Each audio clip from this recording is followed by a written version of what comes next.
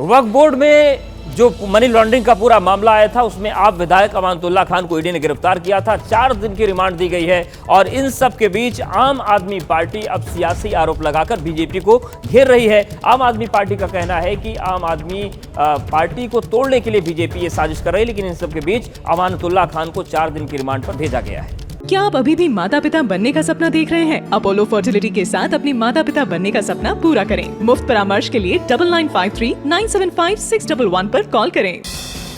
Money laundering मामले में गिरफ्तार किए गए आम आदमी पार्टी के विधायक अमानतुल्लाह खान को राउज एवेन्यू कोर्ट ने 4 दिन की ईडी रिमांड पर भेजा है।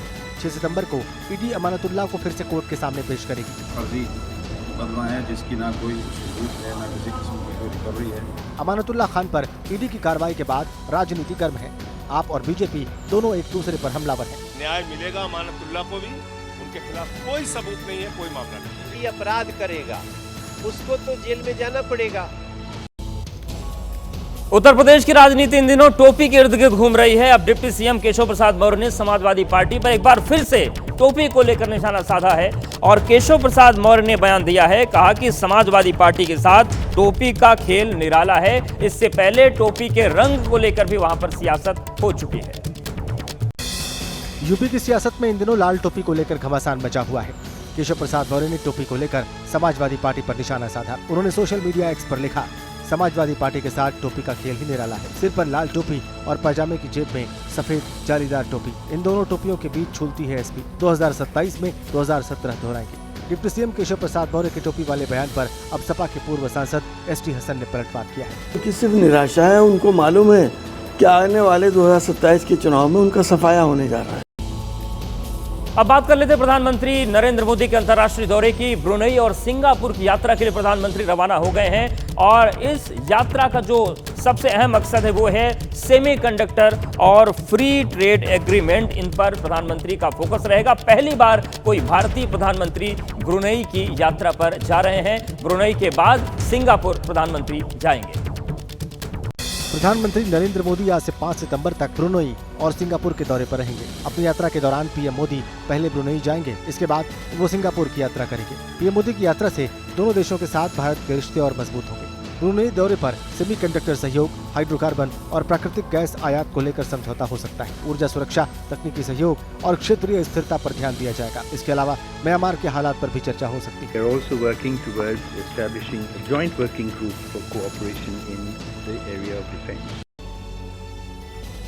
वेब सीरीज IC-814 को लेकर तमाम सियासी बवाल मचे हुए हैं, सवाल उठ रहे हैं। इन सबके बीच सरकार ने नेटफ्लिक्स के इंडिया कंटेंट हेड से जवाब तलब किया है और इस पूरे विवाद को लेकर जो सवाल उठे थे इसको लेकर सूचना प्रसारण मंत्रालय ने नेटफ्लिक्स को नोटिस जारी किया था। इस संबंध में इंडिया कंटेंट हेड को आज तलब किया गया है। 24 साल पहले हुए चर्चित प्लेन हाईजैक पर based IC-814 the Kandahar hijack नाम की वेब सीरीज ने एक नया बखेड़ा खड़ा कर दिया है। कहानी में विमान अपहरण के असल आरोपियों के नाम बदल दिए। 24 दिसंबर 1999 को नेपाल से जिन 5 आतंकियों ने इंडियन एयरलाइंस का विमान हाईजैक किया था, उनके असली नाम हैं इब्राहिम अतहर, सनी अहमद काजी, जहूर इब्राहिम, शाहिद अख्तर और सईद शाकिर। लेकिन अनुभव सिन्हा ने 5 किरदारों के नाम बदलकर चीफ, डॉक्टर, बर्गर, शंकर और भोला रख दिए। मंत्रालय ने नेटफ्लिक्स इंडिया की कंटेंट हेड को आज पेश होने को भी कहा है। बहराइच में भेड़ियों के हमलों को लेकर लगातार जो सवाल उठ रहे हैं इसको लेकर यूपी के वन मंत्री अरुण कुमार ने अजीबोगरीब बयान दे दिया। वन मंत्री कह रहे हैं कि पिछले साल मौतें ज्यादा हुई थी, उस तुलना में इस साल मौतें कम हैं, इसलिए स्थिति बेहतर है।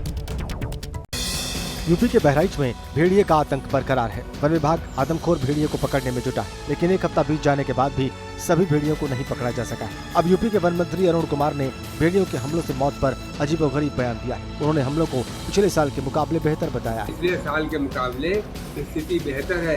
पिछले साल डेथ ज्यादा हुई, इस बार वो नहीं है, उतनी नहीं है, लेकिन हमें इसको रोकना है, इंतजार नहीं करना है। पिछली बार की तरह जैसे यहाँ कई डेथ हुई, अब की बार हमें आगे नहीं होने देना है। और एक बार फिर से बात करते हैं बहराइच की, जहां पर भेड़ियों का जो आतंक है वो जारी है। एक बार फिर से 6 साल की बच्ची पर भेड़िए ने हमला कर दिया। वहीं जो वन मंत्री हैं उत्तर प्रदेश के, वो ये कह रहे हैं कि पिछले साल की तुलना में इस बार मौतें कम हैं, इसलिए हालात बेहतर हैं। उनके बयान पर भी राजनीति हो रही है। यूपी में भेड़िए के हमलों से मौत पर जिस तरह से राज्य के वन मंत्री ने संवेदनहीन बयान दिया है, उससे यूपी सरकार पर सवाल खड़े हो रहे हैं कि 9 बच्चों समेत 10 लोगों की मौत का जिम्मेदार कौन है। वन विभाग और प्रशासन की टीम के रहते बच्चों की मौत कैसे? बच्चों की जान जा रही है, बहराइच का प्रशासन क्या कर रहा है? क्या बहराइच के गाँवों को मरने के लिए छोड़ दिया गया है? क्या प्रशासन सिर्फ बच्चों की मौत का इंतजार कर रहा है? ऐसे तो लोग मरते रहेंगे, प्रशासन आंकड़ा जारी करता रहेगा। क्या वन विभाग आदमखोर भेड़ियों को पकड़ने में सक्षम नहीं है? भेड़ियों को पकड़ने में एक्सपर्ट या एजेंसियों की मदद क्यों नहीं? यूपी वन विभाग विशेषज्ञों की टीम क्यों नहीं बना पा रहा है? अब बात कर लेते हैं मौसम के कहर की। आंध्र प्रदेश और तेलंगाना में भारी बारिश के बाद बाढ़ जैसे हालात बन गए हैं और तेलंगाना में तो इतनी भारी बारिश है कि 11 जिलों में रेड अलर्ट जारी किया गया है, यानी कि स्थिति अभी और बिगड़ सकती है। आंध्र प्रदेश और तेलंगाना में बारिश के बाद बाढ़ के हालात हैं। आंध्र प्रदेश के विजयवाड़ा में सड़कें और गलियां सब पानी में डूब गए हैं, गाड़ियां पानी में तैर रही हैं, लोग कमर भर पानी से गुजरकर सड़क पार कर रहे हैं। ऐसे ही हालात तेलंगाना के भी हैं। रेल की पटरियां हवा में लहरा रही हैं, पटरी के नीचे की मिट्टी बह चुकी है, 100 से ज्यादा गांव पानी में डूब गए। ऐसे में दोनों राज्यों के सीएम ने अपने अपने राज्यों में बाढ़ प्रभावित इलाकों का दौरा किया। बाढ़ से तेलंगाना में 16 लोगों की जान जा चुकी है। दूसरी ओर जम्मू कश्मीर के बनिहाल में बादल फटने से काफी नुकसान हुआ है। बादल फटने से सड़कें बह गई।